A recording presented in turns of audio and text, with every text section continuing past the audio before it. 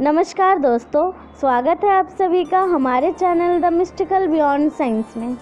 आज हम लेकर आए हैं भक्त और भगवान की सच्ची घटना पर आधारित एक कहानी। भगवान की सच्ची घटना, भगवान और भक्त की सच्ची कहानी, जिसमें किस तरह भगवान ने अपने भक्त की जान बचाई और उसकी भक्ति की लाज रखी। तो आइए शुरू करते हैं सच्ची भक्ति की कहानी। एक बार एक राजा ने भगवान श्री कृष्ण का मंदिर बनवाया और उसमें पूजा पाठ कराने के लिए एक पुजारी को लगा दिया। पुजारी जी बड़े प्रेम भाव से भगवान की सेवा करने लगे। भगवान की पूजा पाठ और सेवा करते हुए पुजारी की उम्र बीत गई। राजा रोज वहां दर्शन के लिए आते थे, लेकिन इससे पहले वह अपने सेवक के साथ एक फूलों की माला भेजते थे, जिसे वह पुजारी भगवान को पहनाता और जब राजा दर्शन को आते तो आशीर्वाद स्वरूप भगवान के गले से उतारकर राजा को पहना देते। रोज का यही नियम था। एक दिन राजा किसी कारण मंदिर नहीं जा सका। उसने सेवक के हाथ माला भिजवाई और पुजारी को संदेशा भिजवाया कि राजा आज मंदिर नहीं आ पाएंगे। सेवक माला देकर और संदेशा कहकर चले गए। पुजारी ने भगवान को माला पहना दी। थोड़ी देर बाद पुजारी का मन में विचार आया कि मुझे भगवान की सेवा करते हुए आज उम्र बीत गई है, लेकिन मैंने आज तक यह माला नहीं पहनी है।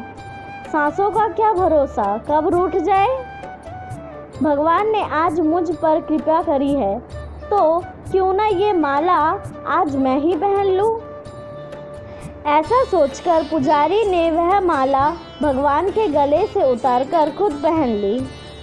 लेकिन यह क्या, बाहर से सेवक ने आवाज़ दी कि राजा की सवारी मंदिर पहुंचने वाली है।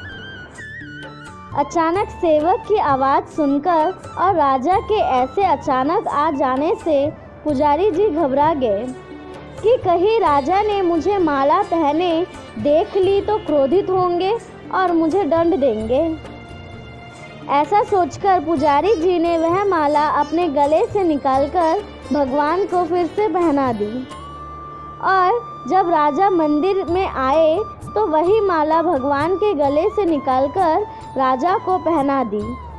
लेकिन जैसे ही राजा ने माला पहनी तो उसमें राजा को एक सफ़ेद बाल दिखाई दिया, जिससे राजा को सारा माजरा समझ आ गया कि यह माला पुजारी ने पहले खुद पहनी है और जब मैं आया तो मुझे पहना दी। पुजारी ने छल किया है, यह सोचकर राजा को गुस्सा आया। राजा ने पुजारी से पूछा कि यह सफ़ेद बाल किसका है। पुजारी ने सोचा कि अगर मैंने मेरा नाम लिया तो राजा मुझे अवश्य दंड देंगे। अतः पुजारी ने कहा कि यह तो भगवान का बाल है। इस पर राजा को बहुत गुस्सा आया कि पुजारी झूठ पर झूठ बोल रहा है। भला कब से मूर्तियों के बाल सफ़ेद होने लगे। इस पर राजा ने पुजारी से कहा कि कल मैं श्रृंगार के समय आऊँगा और देखूँगा कि भगवान के बाल काले हैं या सफ़ेद। अगर भगवान के बाल काले निकले तो पुजारी तुझे इस पाप के लिए मृत्यु दंड दिया जाएगा। राजा हुक्म सुनाकर चला गया। राजा के जाते ही पुजारी भगवान के सामने रोने लगा और विनती करने लगा कि प्रभु, मैं जानता हूँ कि मैंने आपके सामने झूठ बोलने का अपराध किया। अपने गले में डाली हुई माला मैंने पुनः आपको पहना दी। आपकी सेवा करते करते बुरा हो गया। ये छोटी सी लालसा थी कि आपको चढ़ी हुई माला पहनूं।